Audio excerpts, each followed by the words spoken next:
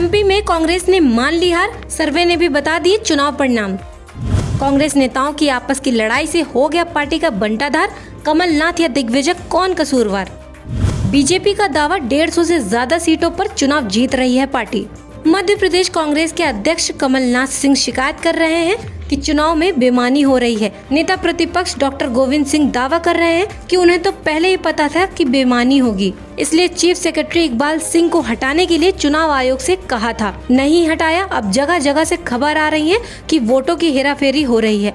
बालाघाट में हुआ, हमारे क्षेत्र में भी हुआ है। तो दूसरी ओर बीजेपी के प्रदेश अध्यक्ष BD शर्मा ने कांग्रेस के आरोपों को उसकी हताशा बता दिया। बीजेपी का दावा है कि कमलनाथ ने ही वोटिंग के बाद पार्टी कार्यकर्ताओं से फीडबैक लिया। उसमें कार्यकर्ताओं ने ही बता दिया कि कांग्रेस चुनाव हार गई है और इस बार बीजेपी सबसे बड़ी जीत की ओर बढ़ रही है। बीजेपी अध्यक्ष BD शर्मा ने कमलनाथ और दिग्विजय सिंह पर तंज कसते हुए कहा कि अभी 3 तारीख आने में कुछ वक्त बचा है, अभी से कांग्रेस के लोग चिंता में क्यों दुबले हो रहे हैं। दिग्विजय सिंह और कमलनाथ को हार का इतना डर है कि कभी EVM पर आरोप लगाते हैं, कभी कहते हैं कि बीजेपी हमारे लोगों को खरीदने की कोशिश कर रही है। अभी तो उनका कोई उम्मीदवार चुनाव जीतता ही नहीं दिख रहा है और हारे हुए लोगों को खरीदने की बात हो रही है। अगर कांग्रेस के लोग ही भाग रहे हैं तो इसमें हमें कोई लेना देना नहीं है। कमलनाथ को सोचना चाहिए कि उनकी सरकार क्यों गई थी। उन्होंने गरीबों का हक छीना, वादे पूरे नहीं किए। कांग्रेस अपना घर संभाले। BD शर्मा ने दावा किया है कि बीजेपी को चुनाव में 150 से ज्यादा सीटें मिलेंगी। ये संख्या कहां तक जाएगी ये सोचा भी नहीं जा सकता। 180 से भी ऊपर जा सकती है और इसी का डर कांग्रेस को दिखाई दे रहा है।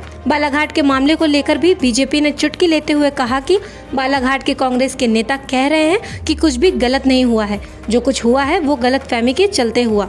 हमारे यहाँ सब कुछ पारदर्शी तरीके से चल रहा है, लेकिन भोपाल और दिल्ली के कांग्रेस के लोग कह रहे हैं कि वोट में हेराफेरी हो रही है। कांग्रेसियों की बात पर कोई कैसे भरोसा करेगा जब वो खुद ही अलग अलग बयान दे रहे हैं। इस बीच बीजेपी की ओर से दावा किया गया है कि कमलनाथ ने कांग्रेस कार्यकर्ताओं से जो फीडबैक लिया उसमें ही कांग्रेस को 100 से कम सीटों पर सिमटते हुए बताया गया है और इस रिपोर्ट के बाद से ही अब कांग्रेस की ओर से हार के लिए बहाने खोजे जा रहे हैं, जबकि हार पहले से ही तय थी और कांग्रेस की आपस की लड़ाई के चलते ये हार और बड़ी हो गई है। चुनाव से पहले ही कांग्रेस के नेता एक दूसरे के कुर्ते फाड़ने में लगे हुए थे और अब चुनावों में ही जनता ने कांग्रेस के कुर्ते फाड़ दिए हैं और उन्हें 5 साल के लिए और विपक्ष की बेंच पर बैठने के लिए मजबूर कर दिया है। वैसे BD शर्मा भले ही 150 से ज्यादा सीटें जीतने का दावा कर रहे हैं, लेकिन सीट कितनी मिलेंगी वो 3 दिसंबर को साफ होगा।